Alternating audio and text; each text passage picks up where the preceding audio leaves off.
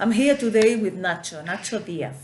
And he is my friend from Spain. He's from Galicia, and I'm from Madrid. He is going to talk, I'm going to ask you, Nacho, tell me something, what community means to you? Well, I studied sociology and I did politics as well, but I've been involved with community projects for the last 15 years of my life. And to give you an example, I've been really involved I really felt community during the lockdown. I think it's the clearest example of how communities should work. And I've been involved in an artistic community, doing my artistic job with other work with other artists.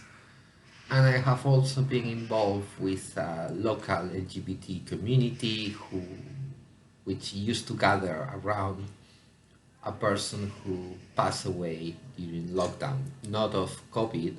Unfortunately, she died of cancer.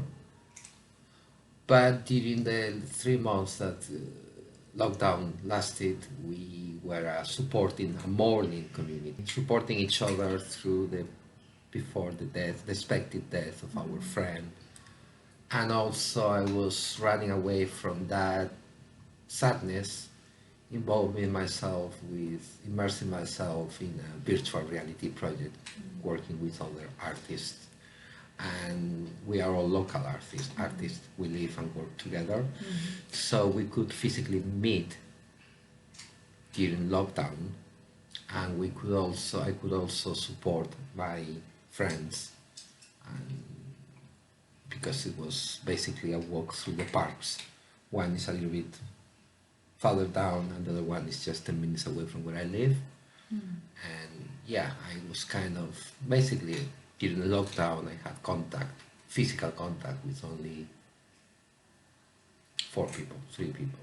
Sometimes daily meetings through walks in the park, keeping the distance with the artists.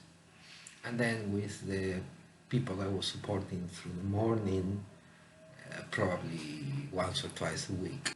I was, rather than being sad about her death, we were celebrating her life and her passing away in no pain, she was very much herself until the last few hours.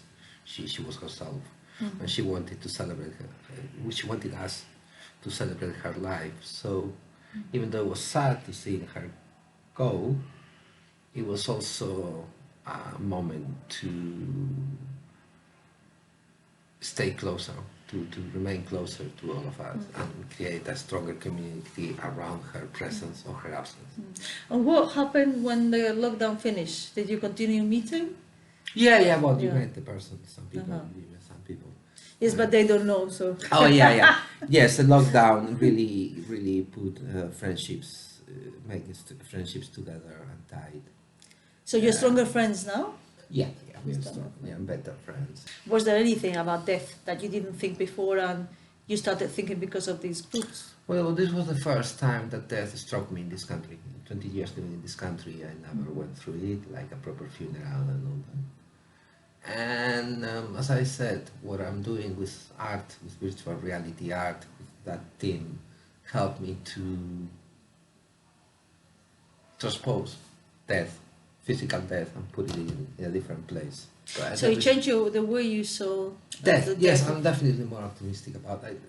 Optimistic about death sounds. Yeah. I always knew that death was just the end. There's nothing afterwards. My friend was very pragmatic, like me, about death. That's it. There's nothing. There's no heaven. There's no hell. There's no nothing. That's it.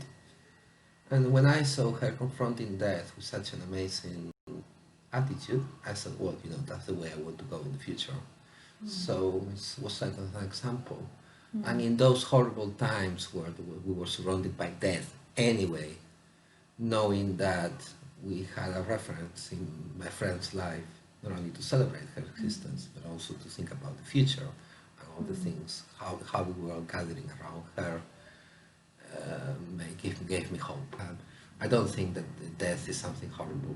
People should not think about it. I think death is part of life, and the more you demystify death, the easier it should be for everyone to cope with it. I'm certainly, obviously I would like my friend to be here, but I don't think I cry sad tears much. On the No. contrary, I think it was very my friend's way. You know, we really pay a tribute to her, and given the horrible circumstances which we have to go through, it was yeah, a little full of black humor as well, very British black humor, which is always good to face for the first time. Yeah. Well, thank you very much Thank you, Maria. for answering Pleasure. the questions. Bye. And I'll be there in the next video. Bye.